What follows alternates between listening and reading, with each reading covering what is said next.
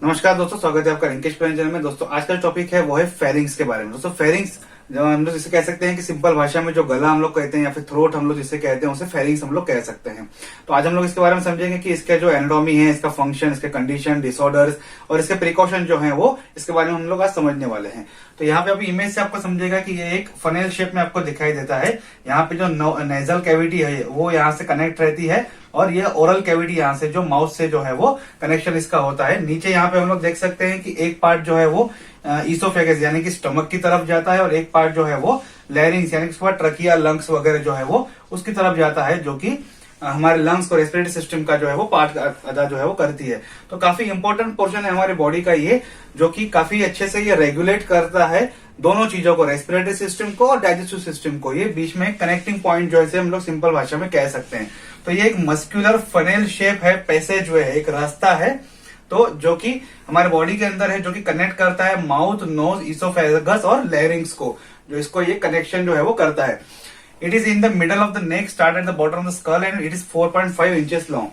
तो ये जो स्कल यहाँ पे खत्म होता है, यहाँ से तो बाहर में दिखा रहा हूँ, पर ये अंदर से जो रहता है वो यहाँ से रहता है और ये तकरीबन 4.5 इंच तक ये लंबा रहता है। यहाँ पे हम लोग देख सकते हैं ये इतने साइज की रहती है फॉर एग्जाम्पल। तो ये नीचे से क्या करता है, ये इसोफेगस को कनेक्ट करता है जैसे मैंने पहले बताया, और ये लैरिंग्स और ऊपर से ओरल कैविटी और नेजल कैविटी यानी कि नोज और माउथ को जो है वो कनेक्ट करता है। क्या है इसका मेन फंक्शन, या कि ये क्या करता है, what does pharynx do? Carries air to respiratory system, नाक से मुंह से जो रेस्पिरेशन हम लोग करते हैं, सांस हम लोग लेते हैं, उसे रेस्पिरेटरी सिस्टम में लेके जाने का काम करता है। Delivers food and liquid to digestive system, जो खाना हम लोग खा रहे हैं या फिर जो कुछ ड्रिंक वगैरह अगर हम ले रहे हैं तो वो ओरल कैविटी से अगर आ रहा है तो वो सीधा इसोफेगस की तरफ जाता है। वो इसका काम जो है वो फूड को जो है वो डिलीवर करता है, आगे पास ऑन करता है। Pushes food in the oesophagus so it not breathe in, यानी कि ये एक ऐसा पोर्शन है यहाँ पे जैसे फूड आता है तो वो तुरंत उसे पुश कर देता है ताकि ज्यादा समय तक वो इस पोर्शन पे ना रहे और गलती से भी वो हमारे लंग्स में या फिर जो ट्रकिया साइड है वहां पे ना चला जाए। कभी कभी हम देखते हैं कि जो एक झटका जो आ जाता है, हम लोग कहते हैं ना दूसरे गले में खाना चला गया, तो ये यहाँ तक ओरल कैविटी पे जो है वो रहता है, वो झटका देता है हमें, जो फूड है वो वापस फेंकता है जो लंग्स। तो ये इसके बारे में मैं ऑलरेडी जो रेस्पिरेटरी सिस्टम उसमें क्लियर कर चुका हूं कि यहाँ पे एक एपिग्लोटिस करके एक पर्दे टाइप रहता है, जो कि फूड सिस्टम को मतलब जो डाइजेस्टिव सिस्टम का जो ये इसोफेगस है उसको बंद रखता है। ये इस तरीके से मान लीजिए ये डाइजेस्टिव सिस्टम को इसको बंद रखता है। कंटिन्यू रेस्पिरेशन यहाँ से चलती रहती है ट्रकिया की तरफ। तो क्यों, और जैसे ही हम लोग कुछ खाना खाते हैं पीते हैं तो ये जस्ट कुछ सेकंड के लिए खुलता है और ये तुरंत उसे पुश कर देता है, जैसे यहाँ पे लिखा है ना, pushes the food to oesophagus so it not breathe in, यानी गलती से भी हो इसकी तरफ ना जाना चाहिए। तो ये इस तरीके से कुछ सेकंड के लिए सिर्फ खुलता है, नीचे खाना या जो ड्रिंक है वो नीचे पुश हो जाता है, वापस बंद हो जाता है और कंटिन्यू ब्रीदिंग जो है चालू रहती है। इसीलिए कहा जाता है कि खाना खाते वक्त बात नहीं करनी चाहिए, क्योंकि खाना खाएंगे तो ये पोर्शन जो है वो जो एपिग्लोटिस है वो इस तरीके से हो जाएगा खाना खाने के लिए, और अगर हम लोग बात करेंगे तो हमें बात करने के लिए एयर की जरूरत रहती है, लंग से दम लगता है, तो उसके लिए एपिग्लोटिस को इधर होना जरूरी है ताकि एयर बाहर आ सके। तो इसलिए क्या होता है, जब खाना खाते हैं तो वो एपिग्लोटिस जो है वो कंफ्यूज हो जाता है कि किस तरीके से मूव होना है, खाना खाने की तरफ इधर जाना है या इधर जाना है। तो गलती से क्या होता है, कभी कभी जो खाना रहता है वो एपिग्लोटिस को पलटने में तो हल्का सा जो फूड का आइटम है वो हल्का सा उसके इंटीरियर जो शुरुआती पार्ट रहता है जो ट्रकिया का लैरिंग्स के आसपास जो रहता है, लैरिंग्स को हमें वॉइस ऑर्गन जो है कहा जाता है, तो वो वहां तक आ जाता है, जिसकी वजह से लंग्स क्या करता है उसे जोर से फेंकता है, तो हमें खांसी आ जाती है। तो वो खांसी क्यों आती है, क्योंकि लंग्स उसे जोर से बाहर फेंकता है, क्योंकि गलती से फूड आइटम अगर डिलीवर हो गया हमारे इसके अंदर लंग्स के अंदर तो लंग्स जो है वो परमानेंटली डैमेज भी हो सकते हैं, तो और हो सकता है कि आदमी की डेथ भी हो जाए। तो लंग्स क्या करते हैं, एकदम झटका देते हैं ताकि वो खाना ऊपर चला जाए, फिर वो वापस अपने रास्ते पे आ जाता है। जब हम लोग पानी पीते हैं तो थोड़ा रिलैक्स हो जाता है। तो इसलिए कहा जाता है कि खाना खाते वक्त जो है वो ज्यादा बात नहीं करना चाहिए।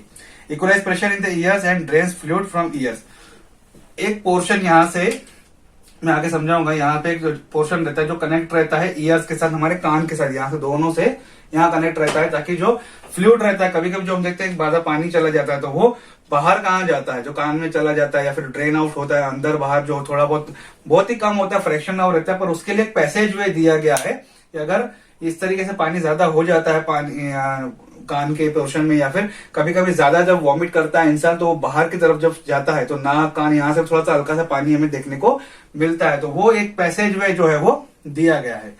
पार्ट्स ऑफ फेरिंग्स क्या है, तो फेरिंग्स के जो यहाँ पे हम लोग अलग अलग जो पार्ट्स हैं उसको हम लोग समझेंगे अभी। तो एक है नेजोफेरिंग्स। नेजोफेरिंग्स क्या है, ये सबसे ऊपर जो है टॉप पोर्शन है फेरिंग्स का जो, तो it connect the nasal cavity and let's the air passes through.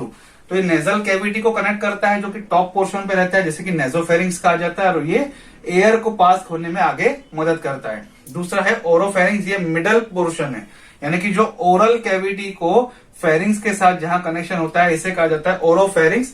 Middle part रहता है, ये कनेक्ट करता है ओरल कैविटी को और अलाउस करता है एयर, फूड और फ्लूइड को वहां के थ्रू पास होना। मुंह से भी हम लोग सांस लेते हैं तो एयर आ गई, फूड आ गया, कोई ड्रिंक लिया, वो इसके थ्रू अलाउ होता है, पास करता है वो आगे की तरफ। तो इसे कहा जाता है ओरोफेरिंग्स, नेजोफेरिंग्स, ओरोफेरिंग्स। तीसरा है लैरिंगोफेरिंग्स या फिर हाइपोफेरिंग्स। तो ये बॉटम ऑफ द जो फेरिंग्स रहता है उसे कहा जाता है लैरिंगोफेरिंग्स या फिर हाइपोफेरिंग्स, यानी कि हाइपो मतलब नीचे की तरफ, या फिर लैरिंगोफेरिंग्स मतलब वो लैरिंग्स के साथ यहाँ जुड़ता है। तो लैरिंग्स को हम जैसे हम कहते हैं वॉइस ऑर्गन जो है हमारे बॉडी का, तो it regulate the passage of air to lungs and food fluid to the oesophagus. तो ये जो नीचे का जो पोर्शन, जैसे मैंने आपको पहले बताया एपिग्लोटिस के बारे में, तो उसके बारे में ही ये पोर्शन जो है, तो ये रेगुलेट करता है कि ये जो पैसेज जो है, ये जो पोर्शन है, ये जो नीचे का हिस्सा जो है, कि एयर अगर है तो उसे लंग्स की तरफ जाने देना है, और जो फ्लूइड है, फूड है, खाना है, पीना है, उसे ईसोफेगस की तरफ जाने के लिए बोलना है, ताकि वो डाइजेस्टिव सिस्टम की तरफ आगे कंटिन्यू करे। ईसोफेगस डाइजेस्टिव सिस्टम का ही कनेक्टिव पार्ट रहता है। तो ये मेन नीचे का जो पोर्शन है लैरिंगोफेरिंग्स, वहां पे जो है ये काम होता है। टॉन्सिल्स, हमने सुना है कि इन्फेक्शन होता है, टॉन्सिल्स वगैरह बढ़ जाते हैं। तो टॉन्सिल जो है ये 3 सेट ऑफ टॉन्सिल्स रहते हैं, मतलब सेट रहते हैं, 1 2 3, ये पीछे की तरफ एक सेट्स रहते हैं टॉन्सिल्स के, located at back of the throat and base of the tongue. जबान है, जबान यहाँ खत्म होती है तो यहाँ पे, और थ्रोट के पीछे की तरफ, तो यहाँ पे 3 पेयर, यानी कि एक इधर से एक इधर से, तो एक मिला के बन गया एक पेयर, ऐसे 3 पेयर रहते हैं। तो ये 3 पेयर जो रहते हैं, ये जो जबान रहती है उसके बेस पे, यानी कि उसका जहां पे जो बेस रहता है जबान का अंदर की तरफ, और जहां पे जो हमारा थ्रोट है, ये जो जिसके बाद फेरिंग्स है उसके पीछे की तरफ है, तो ये वहां पे क्या होता है, उसे भी ये कनेक्ट करती है। और जो टॉन्सिल्स रहते हैं, ये फर्स्ट डिफेंस अगेंस्ट इन्फेक्शन है, ये सबसे पहला एक डिफेंस सिस्टम है जो कि इन्फेक्शन को मारने में या फिर इन्फेक्शन लड़ने में जो हमें हेल्पफुल रहता है। ऑडिटोरी और फिर यूस्टेशियन ट्यूब्स है ना, तो this tubes connects ears to throat, they equalise pressure and help drain of fluid. तो ये जो ट्यूब है, जो मैंने कहा था कि जो ईयर्स के साथ जो कनेक्ट होता है, इसे कहा जाता है ऑडिटोरी ट्यूब्स या फिर यूस्टेशियन ट्यूब्स, जो कि फ्लूइड को थोड़ा सा रेगुलेट करने में हेल्प करता है। काफी कम रहता है जब कई लोग जो ह्यूमिडिटी एरिया में ज्यादा पानी ज्यादा रहता है जहां पे, या फिर थोड़ा सा उनकी बॉडी लाइफस्टाइल में ज्यादा थोड़ा सा डिफरेंस रहता है, वॉमिट वगैरह करते हैं, तो वहां पे ये जो फंक्शन है इसका ज्यादा अच्छे से होता है, और थोड़ा सा एयर वगैरह के लिए भी ये ज्यादातर जो प्रेशर जो हेल्प ये कर लेता है।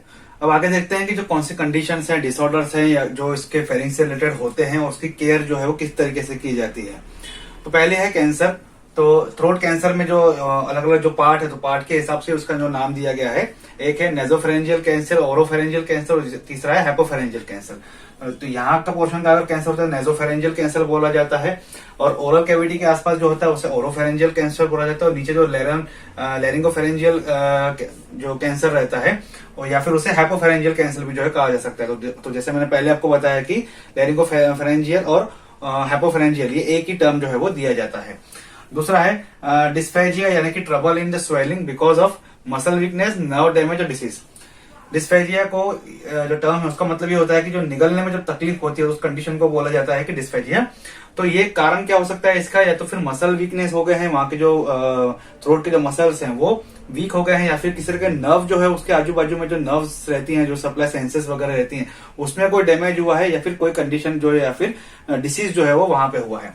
इन्फेक्शन हुआ है, बैक्टीरियल इन्फेक्शन या वायरल इन्फेक्शन जिससे हम लोग कह सकते हैं, जैसे कोल्ड फ्लू जो होता है, जब उनको हम लोग कहते हैं कि जो इन्फेक्शन हो गया है, वायरल हो गया है, तो गले में तकलीफ होती है, तो वो उस तरीके के जो इन्फेक्शन होते हैं उसमें काफी ज्यादा पेन और इन्फ्लामेशन हो जाता है थ्रोट का, जिसे हम लोग स्ट्रेप थ्रोट भी कहते हैं, जो स्ट्रेप से जो कहते हैं, जो लोजेंजियस आती है, तो इसी नाम से उसे कहा जाता है। जो खराश जो होती है, थोड़ी सी जलन होती है, तो वो स्ट्रेप थ्रोट जो इसे कहा जाता है। तो वो इन्फेक्शन की वजह से, जो कुछ वायरल इन्फेक्शन की वजह से होता है। इन्फ्लामेशन ऑडिटोरी ट्यूब्स, जो ईयर, जो कान को जो ट्यूब्स प्रोवाइड कर, जो सप्लाई रहते हैं, जो टच रहते हैं, उसमें कोई इन्फ्लामेशन आ जाता है तो उसकी वजह से कानों में दर्द ज्यादा होता है, ट्रबल हियरिंग होती है, यहाँ पे ईयर एग होता है, या फिर सुनने में काफी ज्यादा तकलीफ होती है, या कुछ यहाँ इस साइड से पेन ज्यादा होता है। फेरेंजाइटिस, इन्फ्लामेशन ऑफ फेरेंजेस, यानी कि जो आइटिस है उसके हमने पहले भी समझा है कि उसे इन्फ्लामेशन उस पार्ट का कहा जाता है, इसलिए उसे आइटिस के नाम से जो है वो हम लोग जो साइंटिस्ट जो है वो उसे दर्शाते हैं कि किसी पार्ट का अगर इन्फ्लामेशन हुआ है तो उसे आगे, उसके आगे आइटिस लगाते हैं। तो फेरेंजाइटिस है मतलब फेरिंग्स का इन्फ्लामेशन हो गया, जिसे आम भाषा में हम लोग सोर थ्रोट जो है वो कहते हैं। स्लीप एपनिया, ये इस तरीके की कंडीशन है, स्लीपिंग डिसऑर्डर है, जो कि एबनॉर्मेलिटीज होती है फेरिंग्स में। फेरिंग्स का जो फंक्शनिंग है प्रॉपर नहीं होता है, तो यहाँ पे कुछ अजीब लगता है, नींद नहीं आती है, उसकी वजह से तकलीफ होती है यहाँ पे गले में, तो इसकी वजह से नींद जो है वो डिस्टर्ब होती है, इसलिए उसे कहा जाता है स्लीप एपनिया। टॉन्सिलाइटिस, टॉन्सिल्स के रिलेटेड जो इन्फेक्शन है, वहां टॉन्सिल्स में अगर इन्फेक्शन हो गया, वहां पे सूजन आ जाती है तो टॉन्सिलाइटिस हो जाता है। अब ये सब कंडीशंस हैं, तो हम लोग केयर किस तरीके से कर सकते हैं, हमारे जो गला है, जो फेरिंग्स है, उसकी हम लोग केयर किस तरीके से करते हैं। Avoid extreme temperature like very cold and hot drink and food. ये मस्कुलर पार्ट है, अंदर से जो है म्यूकस लेयर इसकी रहती है, तो इसको जितना हम लोग ज्यादा इरिटेट ना करें उतना हमारे लिए अच्छा रहता है। जैसे कि ज्यादा गर्म खाना, ज्यादा गर्म चाय पीना, ज्यादा ठंडा जो है वो खाना, उसकी वजह से यहाँ का जो टेम्परेचर है वो डिस्टर्ब होता है, तो इसलिए नॉर्मल टेम्परेचर पे ही जो है वो चीजें जो खाना है पीनी चाहिए, ज्यादा गर्म या ठंडी जो है वो चीजें ना लेनी चाहिए। अवॉइड स्मोकिंग एक्टिव या पैसिव, हम लोग खुद स्मोक कर रहे हैं या फिर किसी का स्मोक जो है इनहेल करते हैं, सेकंड हैंड स्मोक भी कहा जाता है ऐसे, सॉरी, तो वो अगर स्मोकिंग हम लोग करते हैं तो ये पोर्शन जो है वो इरिटेट होता है, इरिटेशन की वजह से यहाँ पे इन्फेक्शन हो सकता है। Don't share item that can spread oral germs leads to infection. ऐसे कोई चीजें हम शेयर नहीं करनी चाहिए जिसकी वजह से ओरल इन्फेक्शन या फिर ओरल जर्म्स जो है वो बढ़ जाते हैं। जैसे कि ब्रश एक्सचेंज करते या गलती से हो जाता है तो, या फिर कई लोग उसे कॉमनली कहते हैं कि यार कोई बात नहीं यूज कर लो, तो वो क्या होता है कि ओरल जर्म्स जो हैं वो शेयर हो जाते हैं कभी उसकी वजह से इन्फेक्शन भी यहाँ पे हो सकता है। ड्रिंक लॉट ऑफ वाटर, पानी रेगुलर पीना चाहिए, रेगुलर हर एक हमारे शरीर के अंग के लिए हिस्सा जो है वो पानी का बना हुआ है, तो पानी ज्यादा पीना चाहिए हमें रेगुलर। वैसे भी use humidifier in the winter and dry climate. एक ह्यूमिडिफायर एक पार्ट आता है जो कि ह्यूमिडिटी को मेंटेन करता है, तो विंटर और ड्राई क्लाइमेट में उसे मेंटेन करने का जो काम जो है वो करता है, ताकि आप, जिसकी वजह से आपका जो बॉडी में जो इन्फेक्शन वगैरह है या फिर जो किसी तरीके का वायरल इन्फेक्शन या फिर तकलीफ आपको ना हो सके। How can I Sood sore throat, अगर सोर थ्रोट हुआ तो उसे सूदनिंग इफेक्ट यानी कि उसे आराम जो है वो किस तरीके से दिया जाता है। Gargle with warm salt water, common जो हम लोग कहते हैं कि जो गार्गलिंग कर लो, तो हल्का सा एक आधा चम्मच जो है, आधा टी स्पून चम्मच जो है वो गुनगुने पानी में एक गिलास पानी में लेके उसकी गार्गलिंग हम लोग कर सकते हैं। ज्यादा गर्म ना करें, थोड़ा हल्का सा गुनगुना। Take OTC medicine, over the counter medicine जो रहती है, एनएसएड्स, पेन किलर्स जो है वो ली जाते हैं टेम्पररी समय के लिए जो ली जाते हैं, तो वो जो है वो हम ले सकते हैं अगर हमें काफी ज्यादा तकलीफ है तो। सक on a popsicle and lozenges, तो लोजेंजेस यानी कि एक प्रकार का बड़ी साइज वाला जो टॉफी रहता है जिसके अंदर मेडिसिन होती है, तो इसलिए उसे लोजेंजेस या फिर लोजेंजेस जो है वो कहा जाता है, या फिर पॉप्सिकल्स कहा जाता है। तो हमने जो स्ट्रेप्सिल्स जो हम देखते हैं मार्केट में ऑरेंज कलर की जो आती है, उसे लोजेंजेस ही जो है वो कहा जाता है, तो उसे सक करने के लिए कहा जाता है। फिर जो विक्स की जो टेबलेट आती है वो हमें कही जाती है कि आप सक कीजिए, जिसकी वजह से थोड़ा सा सूदनिंग इफेक्ट जो है आपको फेरिंग्स को जो है मिलता है। वेन टू कंसल्ट डॉक्टर, ऐसी कब कंडीशन है कि अगर मुझे इन्फेक्शन है तो मुझे डॉक्टर के साथ कंसल्ट करना चाहिए। अगर टेम्परेचर जो है आपका 103 डिग्री फ़ारेनहाइट से ऊपर जा रहा है तो कंसल्ट कीजिए। कान में काफी ज्यादा दर्द है, lump in neck and throat, गांठ वगैरह आपको दिखाई दे रही है नेक में या थ्रोट में, कुछ तकलीफ आपको महसूस हो रही है तो कंसल्ट कीजिए। ट्रबल इन स्वॉलोइंग, निगलने में काफी ज्यादा तकलीफ हो रही है, जैसे मैंने आपको यहाँ डिस्फेजिया के बारे में कंडीशन बताया, तो आपको कंसल्ट करना जरूरी है। वीकनेस या स्टिफनेस इन नेक, तकलीफ होती है, कुछ दर्द होता है या फिर काफी ज्यादा कड़कपन जो है वो महसूस होता है, निगलते वक्त हमें महसूस होता है उस कंडीशन में। और sore throat that doesn't go away after few days, sore throat हुआ, आपने कुछ लोसेंजेस खाया, कुछ विक्स की गोलियां खाई, कुछ गार्गलिंग किया, तो भी जो है वो 2-4 दिन में 5 दिन में नहीं जा रहा है या फिर हफ्ता बन रहा है तो आपको कंसल्ट करना काफी ज्यादा जरूरी है। डॉक्टर के साथ कंसल्ट कीजिए। हो सकता है कि कुछ और कंडीशन हो, कुछ इन्फेक्शन कुछ बड़ा हो, फेरिंग से अलावा और आगे भी बढ़ गया हो, तो कंसल्ट करने के बाद जो है वो आप वो ट्रीटमेंट ले सकते हैं। कोई भी जो कंडीशन है आप लोग कंसल्ट करने के बाद, डॉक्टर के साथ कंसल्ट करने के बाद ही आप ट्रीटमेंट लीजिए। हम वीडियो जो बनाते हैं आपको इसलिए आपके लिए सिर्फ इन्फॉर्मेटिव वीडियो जो है वो बनाते हैं, ताकि आपको कुछ चीजों की जानकारी होनी चाहिए। आई होप आपको आज का वीडियो अच्छा लगा होगा। वीडियो अच्छा लगे तो लाइक शेयर सब्सक्राइब कमेंट जरूर कीजिएगा। Thank you.